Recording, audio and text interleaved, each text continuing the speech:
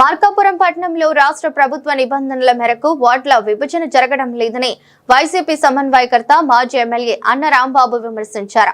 ఈ మేరకు మార్కాపురం పట్టణంలోని జిల్లా కలెక్టర్ కార్యాలయంలో జిల్లా కలెక్టర్ ఎం విజయ్ సునీతను కలిసి వార్డుల విభజనపై తన అభ్యంతరాలను వ్యక్తం చేస్తూ మెమోరాండం అందజేశారు.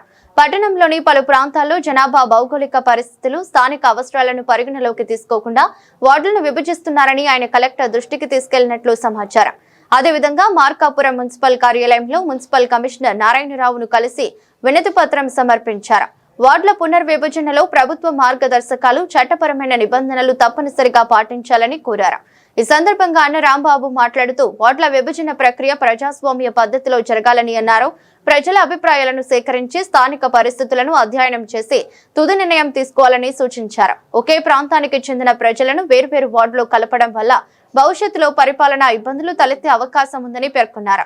పట్టణ అభివృద్ధి, ప్రజా సౌకర్యాలు, మౌలిక వసతుల పంపిణీ వంటి అంశాలను దృష్టిలో ఉంచుకొని సమతుల్యంగా వార్డుల పునర్విభజన చేపట్టాలని అధికారులను కోరారు. ఈ సందర్భంగా వైసీపీ నాయకులు, కార్యకర్తలు కూడా కలెక్టర్ కార్యాలయానికి చేరుకుని వార్డుల విభజనపై తమ అభ్యంతరాలను వ్యక్తం చేశారు.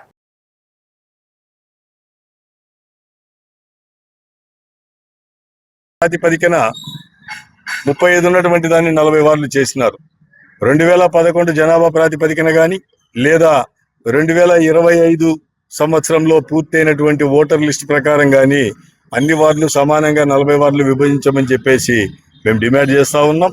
వారు విభజించిన పరిస్థితి చూసినట్లయితే ఎట్లా ఉన్నిందయ్యా అంటే, 1వ వార్డు 35 వార్డులు ఉన్నప్పుడు పరిస్థితి ప్రకారం చూసినట్లయితే 1వ వార్డు నుండి 19వ వార్డు వరకు అంటే 19 వార్డుల పరిధిలో కేవలం ఒక్క వార్డును మాత్రమే పెంచడం జరిగింది.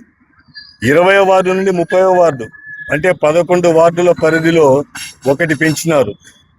మిగిలినటువంటి 3 ఎక్కడ పెంచినారయ్యా అంటే 5 ఉన్నటువంటి ప్రాంతంలో పెంచినారు. 5 ఉన్నటువంటి ప్రాంతం ఏమన్నా మార్కాపురం జిల్లా ఏర్పడ్డ తర్వాత ఇబ్బడి ముబ్బడిగా ప్రజలందరూ వచ్చి ఆడకి నివాసాలు ఏర్పాటు చేసుకుని ఆడేమన్నా ఉన్నారా అంటే అది కూడా వాస్తవం కాదు.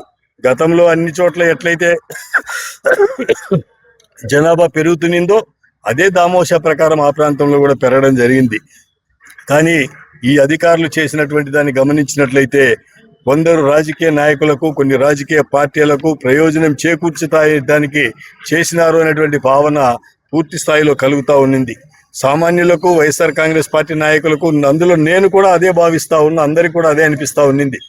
కాబట్టి వారు ఇచ్చినటువంటి డోర్ నంబర్లు సరిగా ఇవ్వలేదు, హద్దులు సరిగా ఇవ్వలేదు, అందులో ఏ ప్రాంతాలు ఇమడిపించి ఉన్నాయో అది ఇవ్వలేదు. గతంలో ఉన్నటువంటి 35 వార్డులలో కొంత ఏరియాను తీసినట్లయితే తీసిన ప్రాంతం ఎక్కడ కలిపినారో ఇవ్వలేదు. ఏ వార్డు ఎన్ని ఓట్లతో లేదా ఎంత జనాభాతో కూడుకొని ఉన్నిందో వివరంగా చెప్పలేదు ప్రజలకు. అలాగే మ్యాప్లు కూడా, ఎలాంటి మ్యాప్లు కూడా రిలీజ్ చేయలే. కాబట్టి వీటన్నిటి మీద మేము డిమాండ్ చేసినాం, కమిషనర్ గారిని రిక్వెస్ట్ చేసినాం. వారికి ఒక అభ్యంతర లెటర్ కూడా ఇవ్వడం జరిగింది. వారు పరిశీలన చేసి